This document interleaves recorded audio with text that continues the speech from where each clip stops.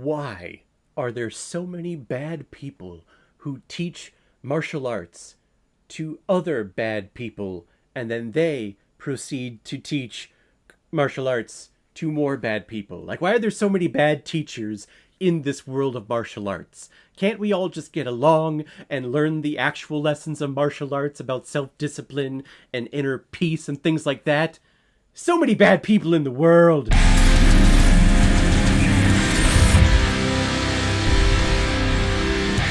Karate Kid Legends, released earlier this year in 2025, and is directed by Jonathan Entwistle, who made his feature-length directorial debut with this movie. And this film is starring Jackie Chan, Ralph Macchio, Ben Wang, Pacey from Dawson's Creek, Sadie Stanley, and Ming-Na Wen. Li Fong needs to travel from China all the way to New York City because his mom has a job of being a doctor at one of their hospitals. But he would rather stay in China and learn from his great uncle all the ways of kung fu, karate, and all other martial arts stuff. And while in New York City, Lee gets bullied by a couple of people who are kung fu teenage masters in his school because he starts flirting with one of the hot girls in his class. They get into a fight and eventually agree to enter into a street-level martial arts tournament.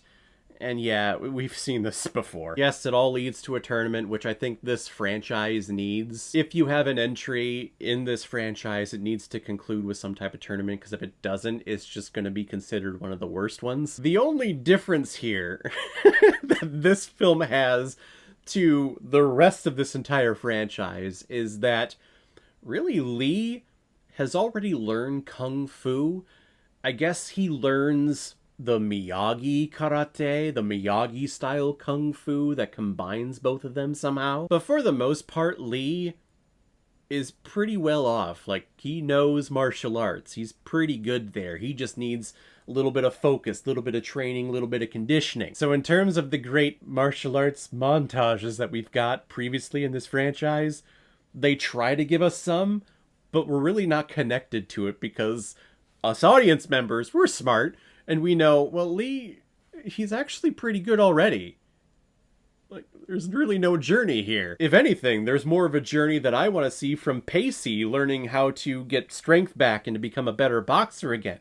I'm going to refer to him as Pacey because it's Dawson's Creek. What can I say? His name is Joshua Jackson. He's actually my favorite part of this entire film. That and Sadie Stanley, but I think Sadie's just a beautiful woman. I'm gonna leave it there. Now, this film comes out at the tail end of the conclusion of the Cobra Kai series that, to be honest, I have not watched. I have watched the entire Karate Kid franchise this week because it was a PayPal recommendation from David Klimov. He didn't recommend this movie, but I feel like, hey, I've done 5 films in the franchise of 6.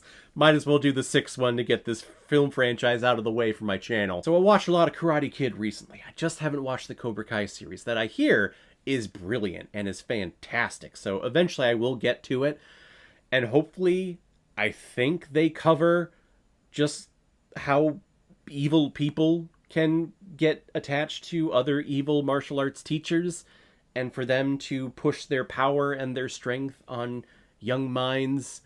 I think it covers that. Hopefully it does. If it doesn't, I'm just at a loss. Like, what are we doing here, people? Again, why are there so many bad people in the world, bad teachers in the world, who are teaching all of these bad lessons to young minds, and then continuously they are going to grow up to teach those kids the bad lessons too, and it's just going to keep going on and on and on, and this world will never change. Why are there so many bad people? Why? Even the dick, asshole, bad kung fu dude who he fights in the end of the tournament at this movie, he's just a freaking jerk. Yes, he comes around and shows a little respect, but initially, if that's your first reaction to meeting someone new is to be a fucking prick, like, what the fuck, dude? You're also assaulting a woman on the subway.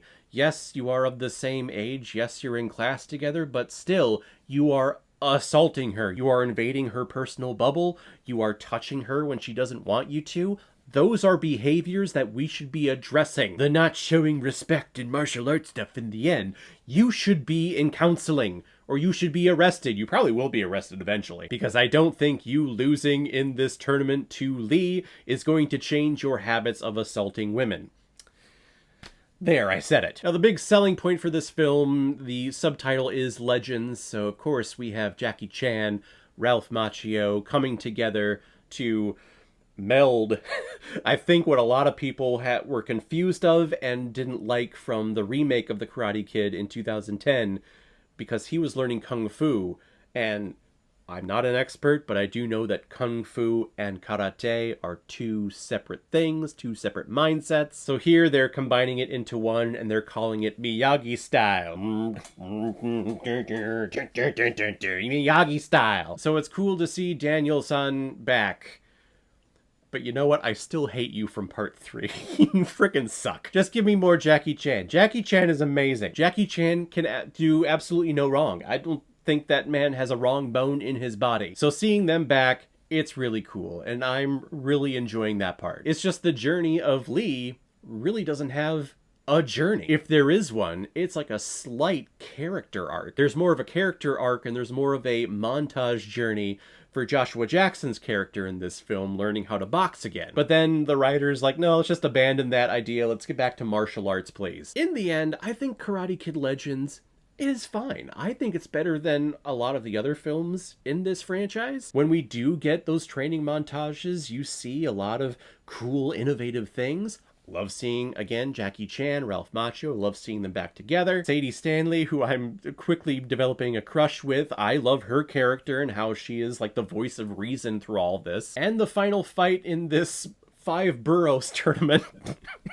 that's highly produced for it being like a street level tournament. You have great sections in there. It does get to, we do see some wire work though, like someone picks them up, spins them mid-air so that they can kick him, and then he flies across the mat, and it's like, wow, okay, so wire work in this movie. We've never seen wire work before in a Karate Kid film. It's really taken me out of the believability of this whole thing. I think it's fine. I think it's entertaining. It has great parts. It's definitely not the best from this franchise, though. I'm going to give Karate Kid Legends 3 out of 5 Blu-rays.